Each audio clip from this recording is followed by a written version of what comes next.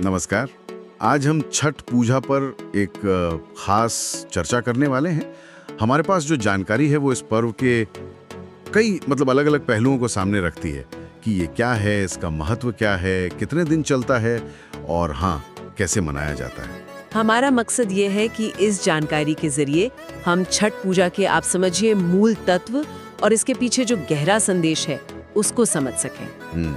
ये पर्व मुख्य रूप से तो बिहार, झारखंड, पूर्वी उत्तर प्रदेश और नेपाल के तराई इलाकों का एक बहुत बड़ा हिंदू त्योहार है। इसमें सूर्य देव और छठी मैया की उपासना होती है। छठी मैया को उषा या छठ माता भी कहते हैं, है ना? जी बिल्कुल। और यहाँ एक बात बहुत दिलचस्प है जो जानकारी में भी उभर कर आती है। ये पर्व सिर्फ पूजा पाठ या कह लीजिए धार्मिक रस्मों तक ही सीमित नहीं है। अच्छा। हाँ, इसका जुड़ाव प्रकृति से बहुत गहरा है और साथ ही ये पवित्रता, संयम और आत्मा अनुशासन जैसे मूल्यों पर भी बहुत जोर देता है। जानकारी बताती है कि ये महज एक त्योहार नहीं बल्कि जीवन जीने के एक खास तरीके को भी दिखाता है। तो फिर सवाल ये उठता है कि लोग छठ पूजा करते क्यों हैं? इसका असली मकसद क्या है? किस भावना से जुड़ा है ये पर्व? देखिए, मूल भावना तो सूर्य देव के प्रति कृतज्ञता और उनसे आशीर्वाद पाने की है। जानकारी के मुताबिक लोग मानते हैं कि सूर्य देव की उपासना करने से अच्छा स्वास्थ्य मिलता है, घर में सुख समृद्धि आती है, संतान का सुख मिलता है और जीवन में तरक्की भी। ये तो स्वाभाविक है। हाँ, क्योंकि आखिर सूर्य ही तो जीवन, ऊर्जा और शक्ति का सबसे बड़ा स्रोत है। तो एक तरह से ये उस जीवन देने वाली शक्ति को धन्यवाद कहने और उनसे कृपा मांगने का तरीका है। हाँ, ये तो है। सूर्य के बिना तो जीवन संभव ही नहीं। बिल्कुल। और इसके साथ ही जैसा मैंने कहा, ये पर्व पवित्रता, संयम और आत्म अनुशासन का भी एक बड़ा उदाहरण है। जो लोग व्रत रखते हैं वो बहुत कड़े नियमों का पालन करते हैं।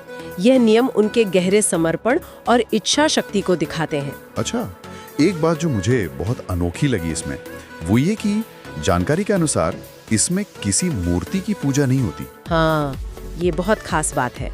ऐसा बताया गया है कि सीधे प्रकृति को यानी सूर्य और जल को ही साक्षी मानकर पूजा की जाती है। ये तो बहुत सीधा और कह सकते हैं सरल तरीका लगता है प्रकृति से जुड़ने का। आपने बिल्कुल सही समझा। ये प्रकृति पूजा का एक बहुत ही सशक्त और शायद प्राचीन रूप है। सूर्य, जिन्हें हम प्रत्यक्ष देवता के रूप में देख सकते हैं, और जल, जो जीवन का आधार है, इनकी सीधी उपासना ही इस पर्व को खास बनाती है। किसी मूर्ति या कह लीजिए मध्यस्थ की जरूरत नहीं। ये हमें याद दिलाता है कि हमारा अस्तित्व प्रकृति पर कितना निर्भर है और हमें उसका सम्मान करना चाहिए। ये एक तरह से प्रकृति के साथ सीधा संवाद है। ये तो वाकई बहुत गहरा विचार है। तो फिर ये जो 4 दिनों का अनुष्ठान होता है वो कैसे चलता है? इसका क्रम क्या है? सुनने में तो काफी विस्तृत और नियमबद्ध लगता है ये। हाँ, ये पूरे 4 दिन चलता है और हर दिन का अपना खास महत्व है, अपनी रस्में हैं। जानकारी में इसका एक स्पष्ट क्रम दिया गया है। शुरुआत होती है नहाए खाए से। ये पहला दिन होता है। नहाए खाए, इसका क्या मतलब हुआ? नाम से तो लग रहा है नहाकर खाना। हाँ बिल्कुल वही। इसका मतलब है नहा धोकर खाना। इस दिन व्रत रखने वाले, जिन्हें व्रती कहा जाता है, वो सबसे पहले स्नान करके तन मन से पवित्र होते हैं। फिर वो शुद्ध और सात्विक भोजन करते हैं। अच्छा। जानकारी में खास तौर पर कद्दू भात का जिक्र है, जो इस दिन के भोजन का एक जरूरी हिस्सा माना जाता है। ये एक तरह से आप समझिए आने वाले कठिन व्रत के लिए शरीर और मन को तैयार करने जैसा है। पवित्रता की शुरुआत यहीं से हो जाती है। यानी पहले दिन से ही शुद्धता और सात्विकता पर पूरा ध्यान। दिलचस्प है। इसके बाद फिर दूसरा दिन आता होगा। हाँ, दूसरा दिन कहलाता है खरना। इस दिन अनुशासन और संयम और भी कड़ा हो जाता है। व्रती पूरे दिन उपवास रखते हैं और वो भी निर्जला। निर्जला पानी भी नहीं? जी हाँ, पानी की एक बूंद भी नहीं पीते। ये आत्मनियंत्रण की एक बड़ी परीक्षा होती है सच में। पूरे दिन बिना पानी के, ये तो सचमुच बहुत कठिन तपस्या है। बिल्कुल।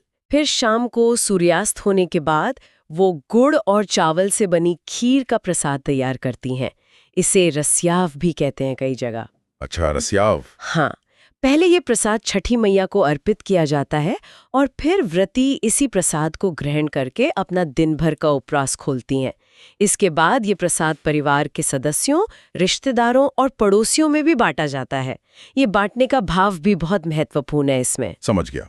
पहले खुद को तपाना, फिर प्रसाद ग्रहण करना और दूसरों के साथ बांटना। इसके बाद आता है तीसरा दिन, जिसे संध्या अर्घ कहते हैं। इसका क्या महत्व है? ये शायद सबसे जाना माना दिन है छठ का, है ना? हाँ, कह सकते हैं।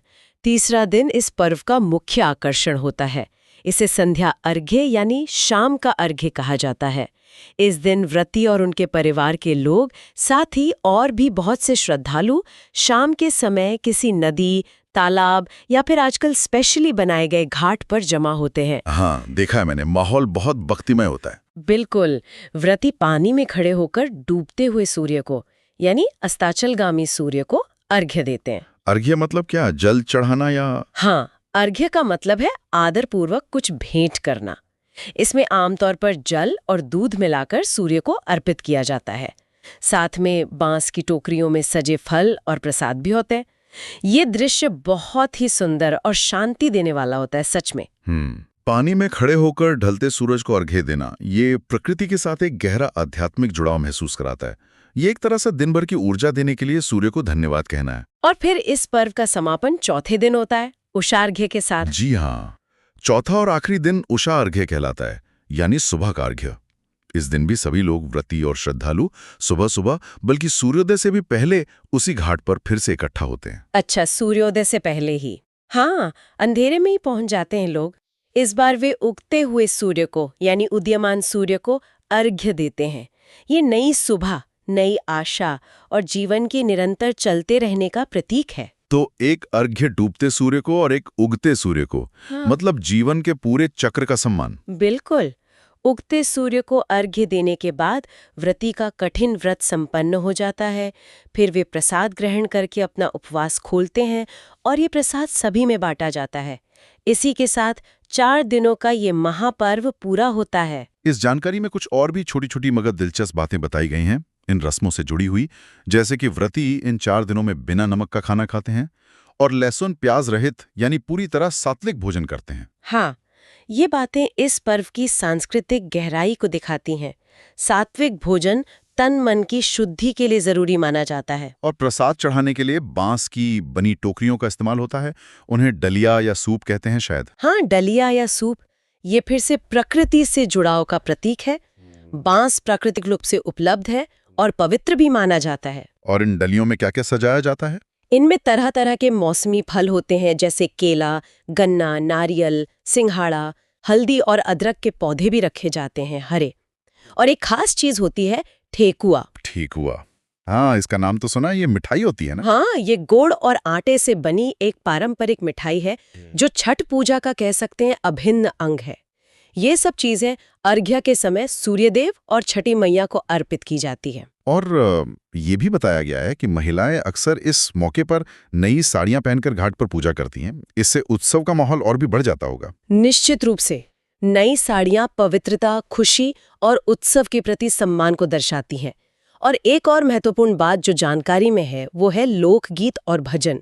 हाँ, गीतों का जिक्र था। पूजा के दौरान और घाट पर आते जाते समय छठ के पारंपरिक गीत गाए जाते हैं। एक उदाहरण भी दिया गया है, केलवा जस सजे डलिया। इस तरह के गीत पूरे माहौल को भक्ति और श्रद्धा से भर देते हैं। तो ये गीत सिर्फ मतलब मनोरंजन के लिए नहीं होते होंगे, इनका कोई गहरा मतलब होता होगा? नहीं, बिल्कुल नहीं।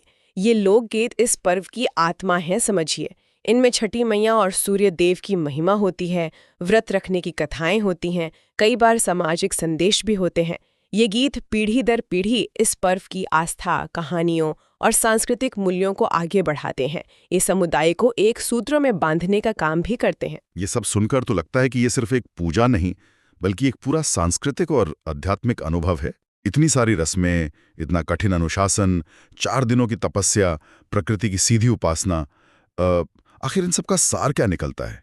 ये पर्व हमें सिखाता क्या है? देखिए, जैसा कि जानकारी के आखिर में भी कहा गया है, छठ पूजा सिर्फ एक धार्मिक त्योहार या आस्था का प्रतीक भर नहीं है। ये उससे कहीं ज्यादा गहरा है।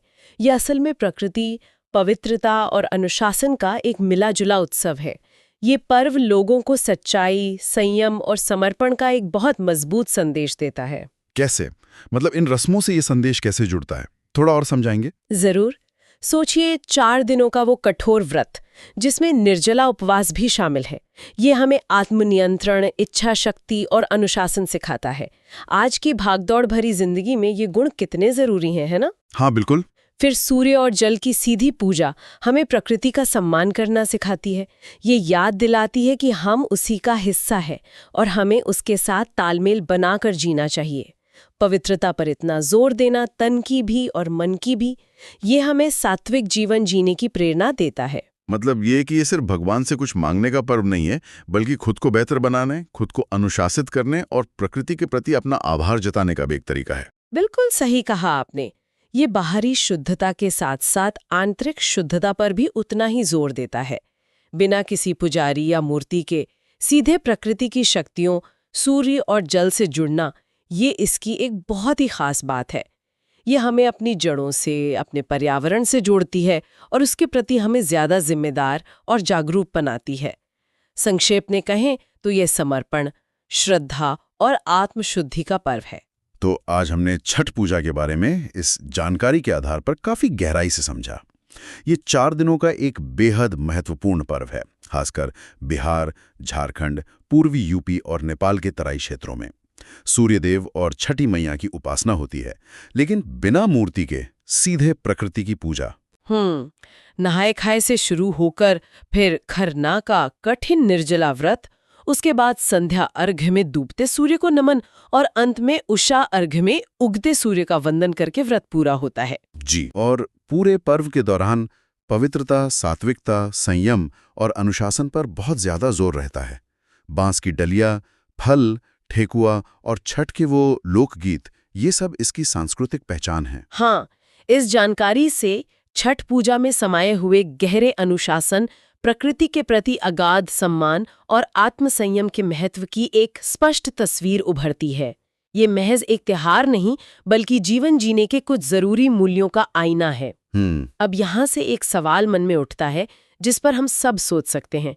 आज के इस तेज रफ्तार आधुनिक जीवन में, जहां हम अक्सर प्रकृति से दूर होते जा रहे हैं और शायद आत्म अनुशासन को भी अहमियत कम देते हैं, वहां हम छठ पूजा के इन मूल संदेशों, प्रकृति के प्रति गहरे सम्मान और आत्म अनुशासन को अपने रोजमर्रा के जीवन में कैसे उतार सकते हैं, कैसे इन मूल्यों को जिंदा रख सकते हैं, ये सोचने वाली बात है।